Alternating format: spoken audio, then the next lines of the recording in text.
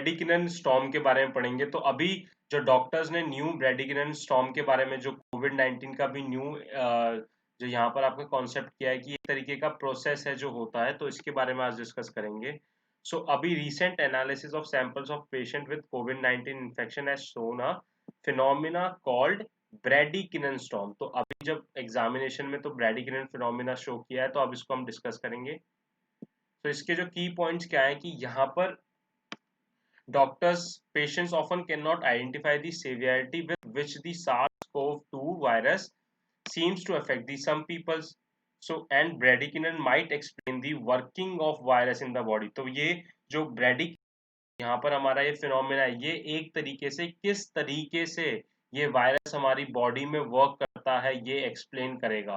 तो यहाँ पर जो फिनोमेना आया है ये इसी के नाम पे आया है। तो यहाँ पर किस तरीके से ये वर्क करेगा, वायरस किस तरीके से हमारी बॉडी में वर्क करता है, तो उसके बारे में ये एक्सप्लेन करेगा।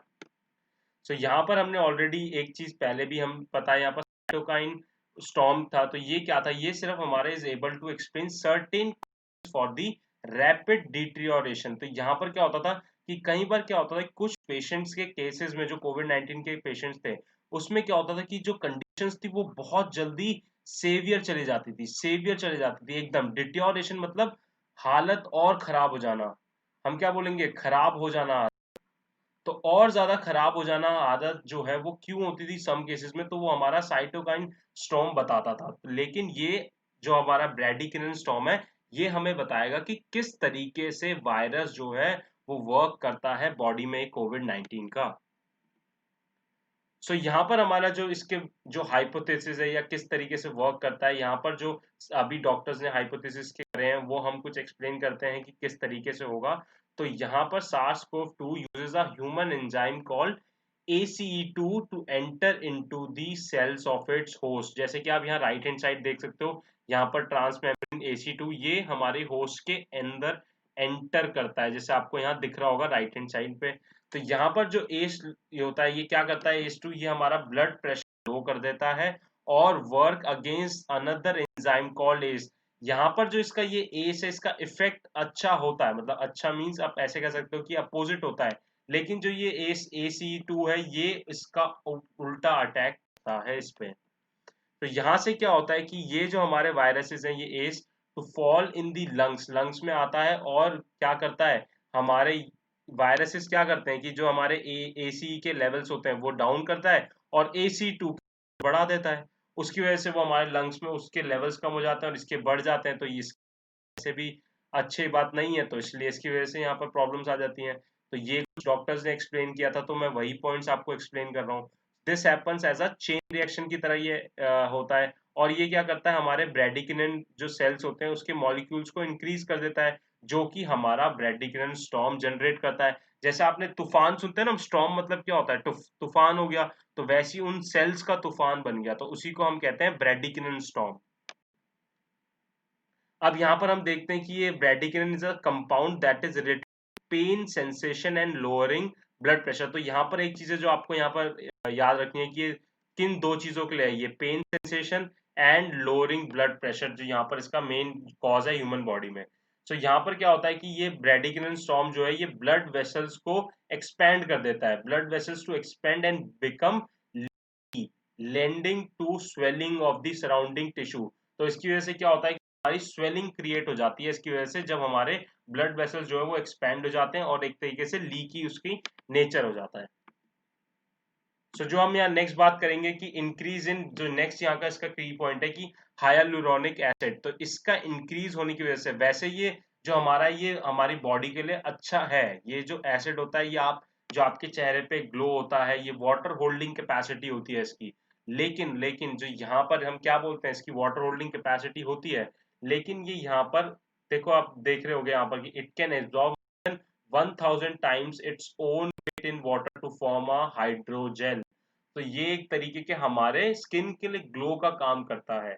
लेकिन ये यहाँ पर जो है वो इंक्रीज हो जाता है और ये उसके साथ मिलके हमारा स्वेलिंग भी क्रिएट, मतलब इफेक्ट जो है इसका इफेक्ट अच्छा है, लेकिन वायरसेस की वजह से ये उल्टा स्वेलिंग में हमें आगे काम करता है, जो कि अच्छी बात नहीं है।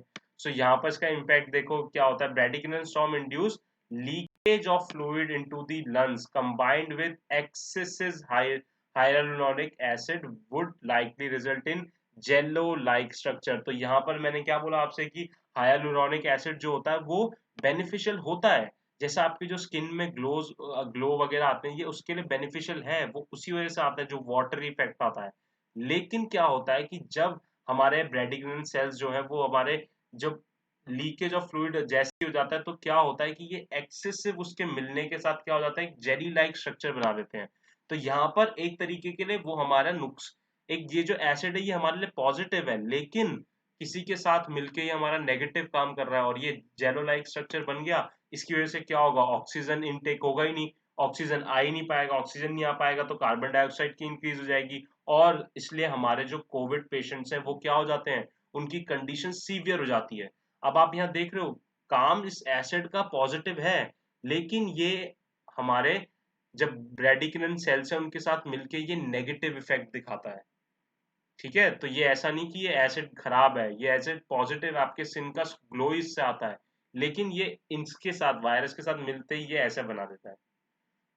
So this rapid accumulation of fluid in the lungs of patients sometimes make even the most sophisticated intensive care and including ventilation futile। तो यहाँ पर futile का आप मीनिंग देखना कि इसका मतलब होता है कि कहीं बार ये जो हम वेंटिलेटर्स बोलते हैं कि यहाँ पर पेशेंट सिक्योर हैं या फिर यहाँ पर थोड़ा रिलीफ मिलेगा, लेकिन इस कंडीशन को भी वो पॉइंटलेस बना देता है। तो यहाँ पर जो फ्यूटाइल मतलब है, यहाँ आप इसका नोट करना पॉइंटलेस, मतलब कि इसका भी कोई यूज नहीं हो पाता, इतना ज्यादा सीवियर केस हो जाता है। तो यहाँ पर इसके कुछ इंपॉर्टेंस या इसके सीवियर, यहाँ पर हम देखते हैं इसकी इंपॉर्टेंस क्या है। आप यहाँ सिग्निफिकेंस या सिग्निफिकेंस को ही हम क्या कहते हैं, इंपॉर्टेंस भी कहते हैं। तो इंपॉर्टेंस क्या है कि अगर हमें इसका प्रोसेस पता चल गया, अगर आपको किसी एक्टिविटी का कैसे हो रही है प्रोसेस पता चल गया, तो आपको ये भी पता चल जाएगा कि उससे कैसे हमें उसका इलाज करना है। तो यहाँ पर बेनिफिट हमें क्या हुआ कि हमें एक तरीके का इसका प्रोसेस कि किस तरीके से जो वायरस है वो बॉडी के अंदर काम कर रहा है या कैसे वो आगे फर्दर फ्लो कर रहा है, तो इससे हमें हेल्प, हमें तो नहीं, हमारे डॉक्टर्स को हेल्प मिलेंगी आगे फर्दर इसके क्योर ढूंढने के लिए। तो ये एक तरीके का प्रोसेस है, मैंने आपको यहाँ पर देखो प्रोसेस दिखा रखा है, ये बेसिक प्रोसेस है किस तरीके से आपके लंग्स में आएंगे, किस तरीके से वो एक जेलो लाइक स्ट्रक्चर बनाएंगे, और वही जो जेलो लाइक स्ट्रक्चर है वो आपका एक तरीके से स्वेलिंग क्रिएट कर देगा। यहाँ पर आपकी लीकेज हो रही है, देखो आप यहाँ पर आपकी लीकेज हो रही है इस पोर्शन में, और ये लीकेज की वजह से हमारे कॉगुलेटेड यहाँ पर, ये जो कॉगुलेट मतलब क्या होता है, कॉगुलेशन अगर मैं आपसे बोलूँ ये कॉगुलेट का मतलब क्या होता है, आप सिर्फ यहाँ पर इनमें कॉगुलेट मतलब कि गुच्छे बन जाना है ना, कॉगुलेट। अगर मैं आपसे एक एग्जांपल सोचूं कि ये तरीके का आपके कंपाउंड है, कॉगुलेशन मतलब इस तरीके के हो जाएंगे, करेक्ट। तो यहाँ पर जैसे आप ये देख सकते हो इस तरीके से ये सारे कॉगुलेटेड कंपाउंड्स हो गए, और यहाँ पर देखो आपका ये, तो यहाँ पर क्या होता है कि इस कंडीशंस में आपके लंग्स को बहुत ज्यादा इफेक्ट पड़ जाता है यहाँ पर, और यही मैंने आपको पहले एक्सप्लेन किया था। तो यहाँ पर जो हमारा साइटोकिनाइन जो अब हमने पहले एक्सप्लेन किया कि किस तरीके से होता है, तो वहां पर यही एक्सप्लेन करते हैं कि क्या ये सिंड्रोम है। तो इस characterise by the over production of immune cells, तो इम्यून सेल्स की ओवर प्रोडक्शन से ही ये सिंड्रोम जनरेट होता है, and cytokines themself because of dysregulation in the process. ठीक है, गलत प्रोसेस की वजह से, dysregulation means irregularities, or cytokines are a large group of proteins that are secreted by specific cells of the immune system। So यहाँ पर इसके reasons क्या होते हैं कि अगर जो हमारा साइटोकाइन स्टॉर्म है जो वो can occur due to infection हो सकता है, या ऑटो इम्यून कंडीशन हो सकता है। ऑटो इम्यून कंडीशन मतलब क्या होती है, when the body's immune system attacks healthy cells, as in the case coeliac disease and immune disorder that primarily affects the small intestine. ठीक है, तो यहाँ पर आप बस ये ऑटो इम्यून सिस्टम आप ऐसे कह सकते हो कि एक तरीके से हमारे हेल्दी सेल्स को वो इफेक्ट करता है। अब इसके साइंस एंड सिम्टम्स क्या होते हैं कि आपके हाई फीवर इंक्लूड हो गया, इन्फ्लामेशन हो गया, रेडनेस या स्वेलिंग आ गई, सेवियर फेटिक हो गया, थकान हो रही है बहुत ज्यादा आपको, तो इसकी वजह से यहाँ पर ये इसके कुछ साइंस एंड सिस्टम्स होते हैं। So in case of any flu infection a cytokine storm is associated with a surge of activated immune cells into the lungs which instead of fighting off the antigen. अब क्या होता है इसमें कि आपके जब यहाँ पर साइटोकाइन स्टॉर्म आता है तो ये क्या होता है कि आपके इम्यून सेल्स जो होते हैं उनका अल्टीमेटली काम क्या होता है, आपको ताकत प्रोवाइड करना, आपके जो बाहर वायरसेस या जो भी बीमारियां इससे बचना। लेकिन काम क्या होता है कि ये उल्टा काम करते हैं, ये फाइट करने की बजाय आपके लंग की ही इन्फ्लामेशन कर देते हैं, फ्लूइड ही इनबिल्ट कर देते हैं। और उसकी वजह से आपको जब ऑक्सीजन इंटेक नहीं होगा तो आप रेस्पिरेटरी सिस्टम खराब हो जाएगा। जब रेस्पिरेटरी सिस्टम खराब हो गया तो आपका जो कोविड 19 के पेशेंट्स हैं वो ऑलरेडी सेवियर कंडीशंस में थे और इससे ज्यादा सेवियर कंडीशंस आ जाती हैं। तो इसलिए मैंने आपसे पहले भी कहा था कि ये सेवियर कंडीशंस जब आ जाती हैं तो वेंटिलेटर्स का भी काम एक पॉइंटलेस हो जाता है, वहाँ वेंटिलेटर्स भी आपका काम नहीं करते हैं। तो इसलिए ये चीजें आपकी और ज्यादा डेंजर हो रही हैं। तो आपने बहुत चीजें सुनी होंगी कि कोई कोई ठीक हो जाता है, कोई कोई ठीक नहीं होता। तो ये जो ठीक हो जाता है, जो नहीं हो पाता, तो वहां पर ये चीजें की प्रॉब्लम आती है। तो इसमें ऐसा नहीं है कि किसी का इम्यून सिस्टम स्ट्रांग हो रहा है, कम हो रहा है, नहीं, यहाँ पर और चीजें भी काम करती हैं जब आप साइंटिफिक चीजें समझोगे। तो अगर आपको ऐसी वीडियोस और चाहिए तो आप नीचे लाइक चैनल सब्सक्राइब कर देना।